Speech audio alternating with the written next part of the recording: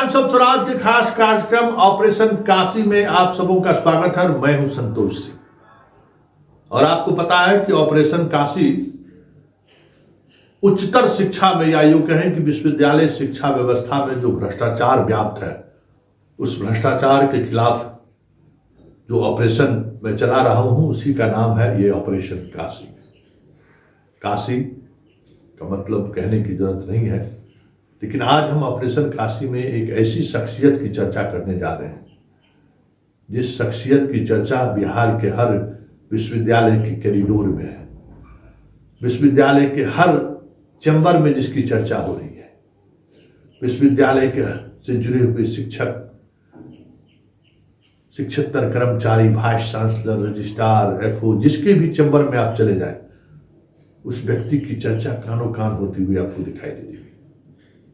मुझे भी लगा कि वाकई में वो व्यक्ति है कौन भाई जिसकी चर्चा इस तरीके से है, या फिर जिसके बारे में ये कहा जा रहा हो कि राज्यपाल इनके इच्छा के विपरीत कुछ कर ही नहीं सकते या करते ही नहीं है, या फिर ये चर्चा हो कि राज्यपाल तक इस व्यक्ति की वजह से खबरें जा ही नहीं रही है कि विश्वविद्यालय के स्तर पर क्या हो रहा है। मुझे भी लगा कि भाई इस व्यक्ति के बारे में जानना चाहिए। स्वाभाविक तौर पर जब मैं पहली बार इस व्यक्ति का नाम लिया तो जिस तरीके से फोन कॉल आने शुरू हुए तो मुझे लगा कि अच्छा लगता है कि बहुत सही जगह पर मैंने निशाना लगाया। ये व्यक्ति वाकई में समझदार है या इसकी समझदारी की दाद देनी चाहिए। वैसे विद्यार्थी परिषद से ये जुड़ा रहा है, महाराष्ट्र के रहने वाले हैं। विद्यार्थी परिषद से मैं भी जुड़ा रहा हूँ, विद्यार्थी परिषद के उन चीज़ों को मैं भी बेहतर तरीके से समझता हूँ, लेकिन जो व्यवस्था है, जो व्यवस्था जिस तरीके से चलती है उस व्यवस्थाओं में अब चाल, चरित्र, चेहरा, नैतिकता, शील, ये सब का आपको कहाँ मतलब कहाँ रह गया है। जी हाँ, ये देसाई जी हैं, प्रीतिश देसाई। शायद आप पब्लिक डोमेन में इनके बारे में जानकारी नहीं हो, लेकिन विश्वविद्यालय से कंसर्न रखने वाले सारे लोग इनको जानते हैं कि ये प्रीतिश देसाई कौन है। ये विश्वविद्यालय का कामकाज देखते हैं राजभवन में, राज्यपाल के साथ ही बिहार आए हैं। स्वाभाविक तौर पे दूसरे राज्यों के राज्यपाल जब आते हैं तो इस तरीके के लोगों को साथ लेकर आते हैं ताकि उनको काम में सहूलियत हो। लेकिन अगर सहूलियत के बजाय अगर चर्चा कुछ और होनी शुरू हो जाए तो फिर तो सवाल उठना लाजमी है। वैसे आज सब कुछ बात होगी पर्दे के पीछे, और हमें लगता है कि पर्दे के पीछे जो चीजें चल रही हैं, विद्यार्थी परिषद का बैकग्राउंड रहा है तो ये इनको समझनी चाहिए कि एक ऐसे व्यक्ति के ये साथ बिहार आए हैं जिन व्यक्ति का अपना एक अलग छवि है या फिर एक अलग छवि बनाने की वो कोशिश कर रहे हैं, और जिस तरीके से सार्वजनिक मंच से वो अपनी बात रख रहे हैं, हम बात राज्यपाल की कर रहे हैं, और ऐसे में अगर इस तरीके की खबरें आए राजभवन से तो फिर सवाल उठना लाजमी है। और ऐसे में इस तरीके की व्यक्ति के बारे में हमें नहीं, आप सबों को ये जानना जरूरी है कि आखिर कौन सा वो व्यक्ति है जिसकी वजह से राजभवन पर कई तरह के गंभीर आरोप लगने शुरू हो गए। आरोप इस हद तक है कि कुछ विश्वविद्यालय के रजिस्ट्रार को टर्मिनेट करने की बात हो रही है। वो फाइल देसाई जी के टेबल पर महीनों से पड़ी हुई है।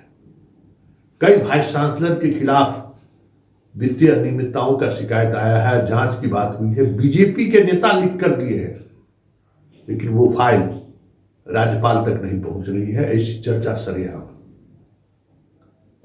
कहा यह जा रहा है कि राज्यपाल के जो प्रधान सचिव आईएएस अधिकारी हैं और उनमें और इनमें 36 का आंकड़ा बन गया है। वो अपने आप को अब इस बीच से अपने आप को अलग करने की कोशिश शुरू कर दी है।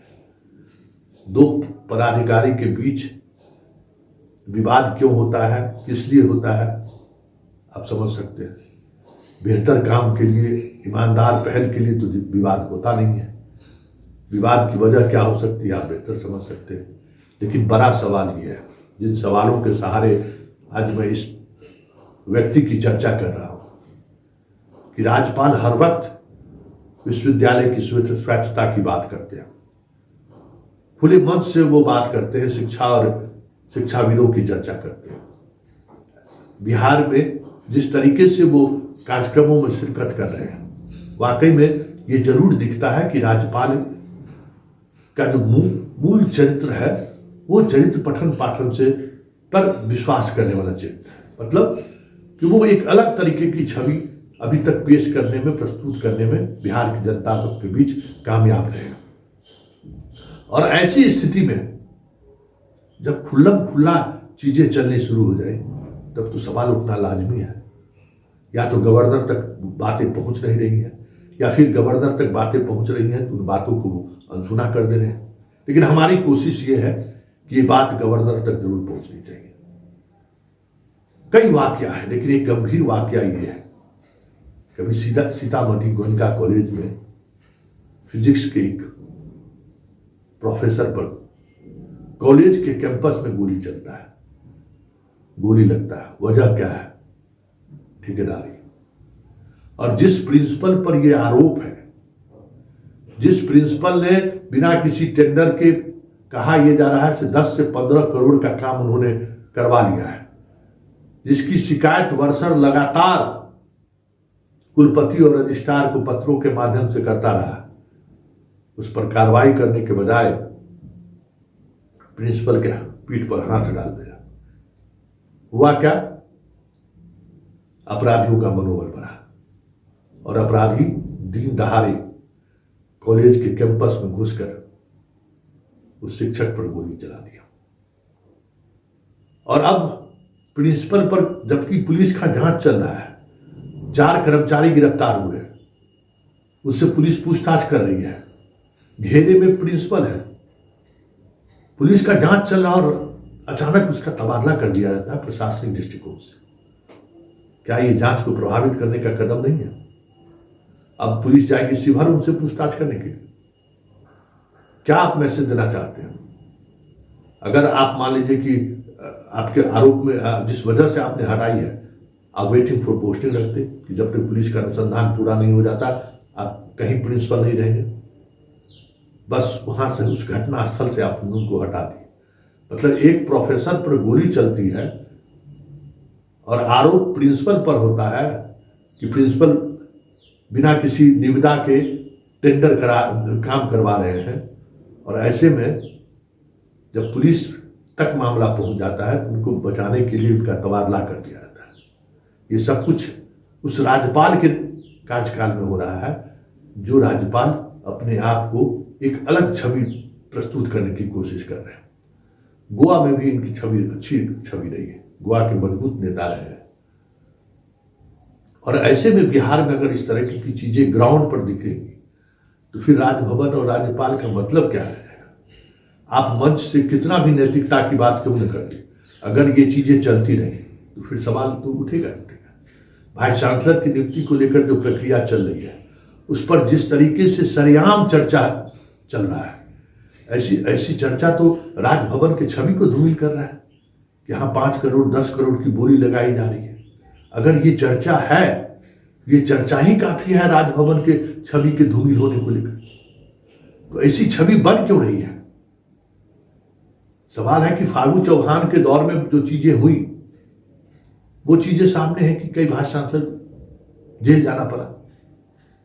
ये स्थिति अगर इनके कार्यकाल में भी ये स्थिति बनती है तब तो फिर बहुत बड़ी बात होगी, क्योंकि ये लगातार इस तरीके की छवि पेश करते रहे हैं कि हम बिहार में शिक्षा में सुधार करने आए हैं। और सुधार में अगर ये चीजें चर्चा हो रही हैं तो हमें लगता है कि राज्यपाल तक ये बातें पहुंचनी चाहिए कि किस तरीके से आते आते आपने किस विद्यार्थी परिषद के जिस राष्ट्रीय नेता की सूची पर आपने रजिस्ट्रार बनाया है, ये भी खबर है। क्षेत्रीय जो विद्यार्थी परिषद के संगठन से जुड़े हुए लोग हैं वो उन लोगों ने भी दिलचस्पी दिखाई है। तो भाई अगर विद्यार्थी परिषद जिनका एक अपना चरित्र रहा है संगठन में अगर इस तरीके से अगर अपॉइंटमेंट होना शुरू हो जाए तो संगठन के चाल चरित्र चेहरे पर भी सवाल उठेगा ही उठेगा। क्योंकि हम लोग भी उसी संगठन से के सहारे बाहर आए हैं। बहुत सारी चीज़ें सीखने और समझने का मौका मिला है उस संगठन के वजह से। और उस संगठन के में से जुड़े हुए लोग अगर इस तरीके की चर्चा अगर होनी शुरू हो जाए कि सब कुछ संगठन के द्वारा तय हो रहा है, तो बिहार के कई ऐसे रजिस्ट्रार हैं जो चंद महीनों में ही उन्होंने घोटालों का अंबार लगा दिया है। इस स्तर तक घोटाला हुआ है जिसकी कोई कल्पना नहीं कर सकते। हमें लगता है कि केसी सिन्हा जी राज्यपाल के काफी नियर एंड डियर हैं, स्वाभाविक तौर पर विद्युता की वजह से वो भी तो कम से कम ये बातें उन तक पहुंचाए कि हो क्या रहा है। और जरा देसाई जी की जो छवि बन रही है, ये छवि क्यों बन रही है, जरा उनकी छवि पर भी पड़ताल होनी चाहिए, क्योंकि देसाई राज्यपाल नहीं है।